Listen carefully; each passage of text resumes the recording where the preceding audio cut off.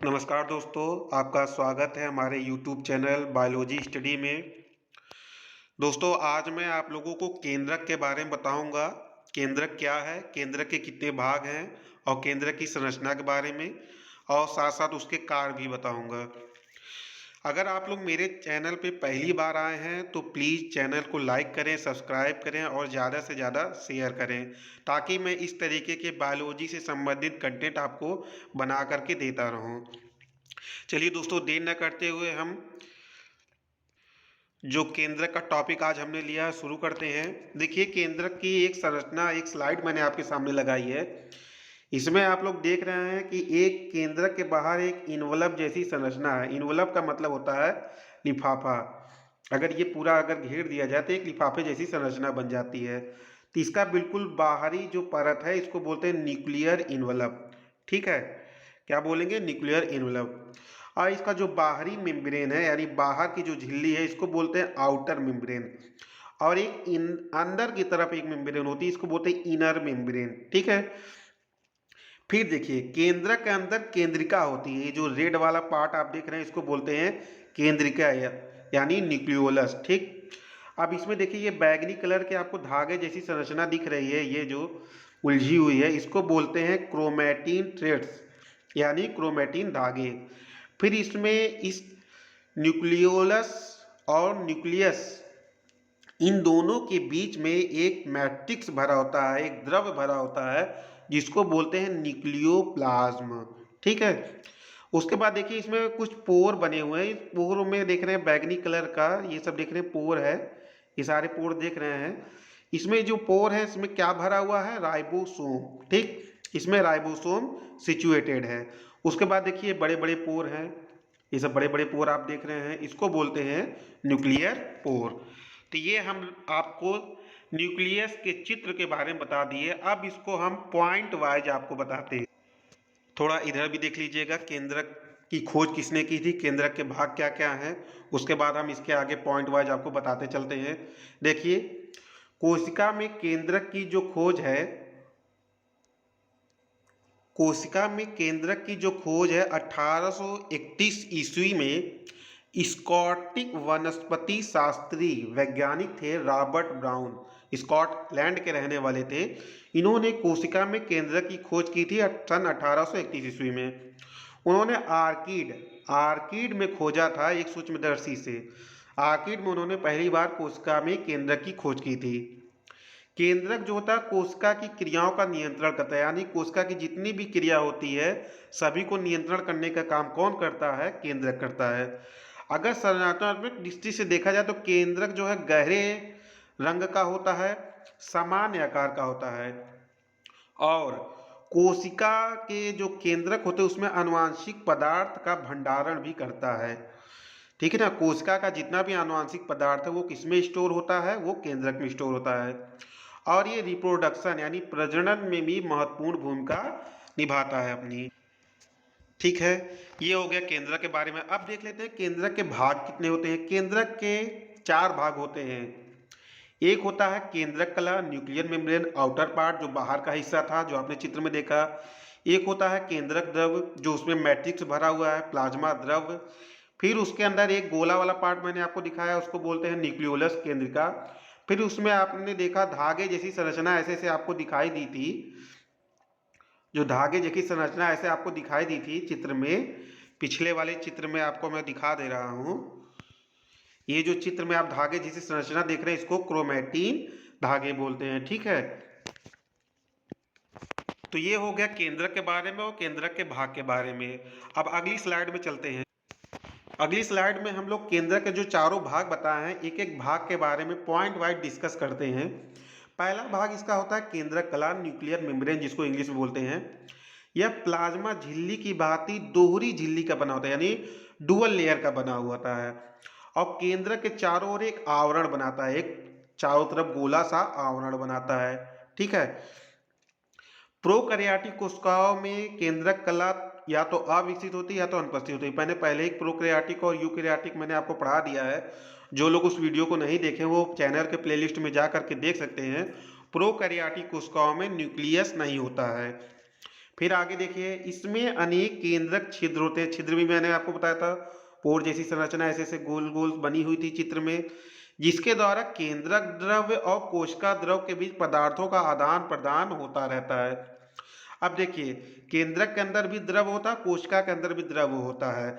इन द्रवों का जो है इस पोर के माध्यम से आदान प्रदान होता है। मतलब कभी द्रव कोशिका द्रव में जाएगा, कभी वो कोशिका द्रव केंद्रक द्रव में आएगा। ठीक है, यह केंद्रक और कोशिका द्रव के मध्य आवागमन का नियंत्रण करता है। मतलब आवागमन क्या क्या, आने जाने के लिए एक रास्ता प्रोवाइड कराता है। ठीक, आगे देखते हैं। अब देखिए, केंद्रक द्रव्य क्या होता है, न्यूक्लियोप्लाज्म। ठीक है, न्यूक्लियोप्लाज्म क्या होता है इसको देख लेते हैं। एक मैट्रिक्स होता है, कोशिका द्रव के समान केंद्रक में भी एक अर्ध तरल पदार्थ होता है, जिसे हम केंद्रक द्रव या कैरियोप्लाज्म कहते हैं। कभी कभी पूछ लेता है कैरियोप्लाज्म और प्रोटोप्लाज्म में क्या अंतर होता है, तो जान लीजिए, केंद्रक के अंदर जो द्रव्य भरा रहता है उसको कैरियोप्लाज्म बोलेंगे, और कोशिका के अंदर जो द्रव्य भरा रहेगा उसको प्रोटोप्लाज्म बोलेंगे। दोनों में ये अंतर होता है, इसको याद कर लीजिएगा।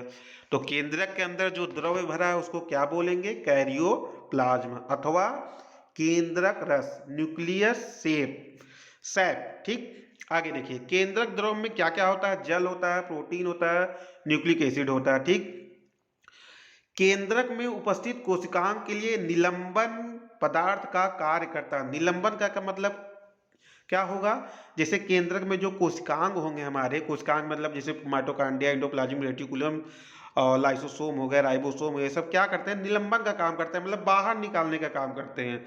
सस्पेंशन सब्सटेंस, ये जो निलंबन वाले जितने भी पदार्थ हैं सबको बाहर निकालने का काम करता है, न्यूक्लियस से बाहर सेल में। ठीक है, आगे देखते हैं। केंद्रक द्रव केंद्रक के आकार संरचना को बनाए रखने में सहायता करता है। जो केंद्रक द्रव होता है वो केंद्रक के आकार को और उसकी संरचना को बनाए रखने में सहायता करता है, मदद करता है। इसके अतिरिक्त क्या करता है, कोशिका उपापचय मतलब सेल मेटाबॉलिज्म और अन्य कार्यों में भी महत्वपूर्ण भूमिका निभाता है। कौन, केंद्रक द्रव्य। ठीक, आगे देखते हैं।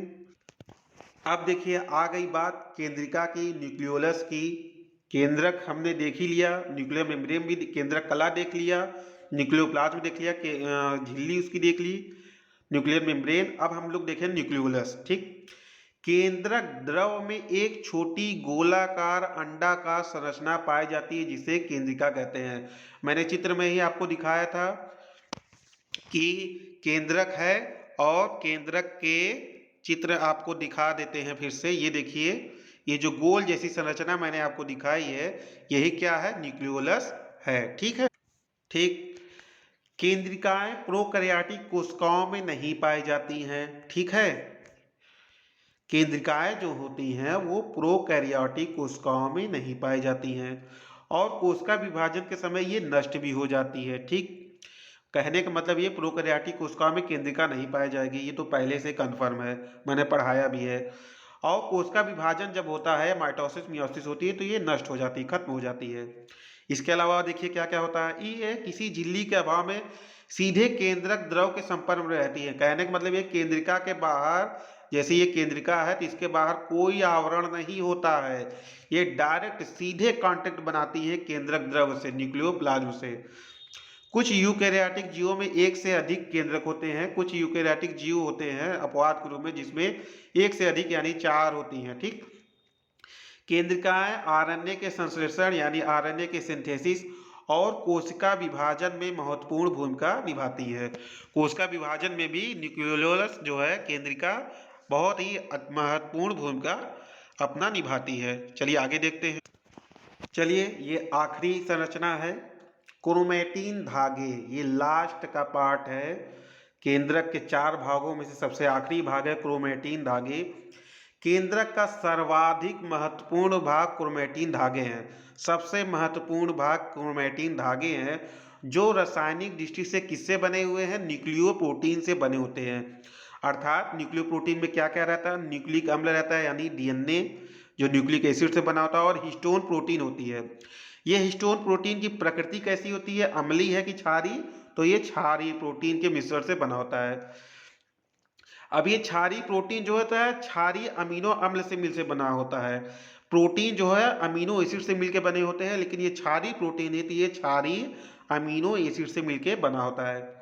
क्रोमैटिन धागे परस्पर संयोजित होकर मतलब परस्पर मिल करके एक जाली नुमा संरचना बनाते हैं, एक जाली की जैसी संरचना बनाते हैं, जिसको हम बोलते हैं क्रोमैटिन जालिका यानी क्रोमैटिन रेटिकुलम। ऐसे जाली जैसी संरचना बना लेते हैं। कब बनाते हैं? जब कोशिका का विभाजन होता है। वास्तव में यह संरचना आभासी होती है, क्योंकि क्रोमैटिन धागों के सिरे आपस में जुड़े नहीं होते हैं। आभासी होती है, वास्तविक नहीं होती है, आभासी होते हैं। ऐसे ऐसे धागे धागे संरचना बन जाती है, देखने में लगता है कि ये जुड़े हैं, आभास होता है कि ये जुड़े हुए हैं, लेकिन ये जुड़े नहीं रहते हैं। ठीक है ना? तो ये हो गया केंद्रक के बारे में पूरी डिटेल संरचना। केंद्रक के बारे में मैंने बता दिया, किसने खोजा, केंद्रक के भाग क्या है, चारों भागों के बारे में मैंने आपको डिस्कस कर दिया, साथ साथ इसके छोटे छोटे कार्य भी बता दिए। ठीक है, अब अगला वीडियो मैं बनाऊंगा गुणसूत्र के बारे में। तब तक के लिए धन्यवाद।